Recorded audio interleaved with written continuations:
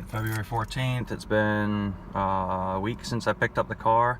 No problems for the weekend. Just come from Orlando Airport again, and the car won't start again. I stopped at Publix. Same problem as always.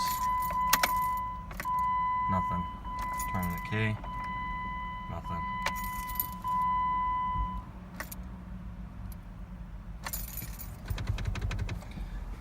Gear, off on the brake, take it out of gear, put it in neutral, put it back in park.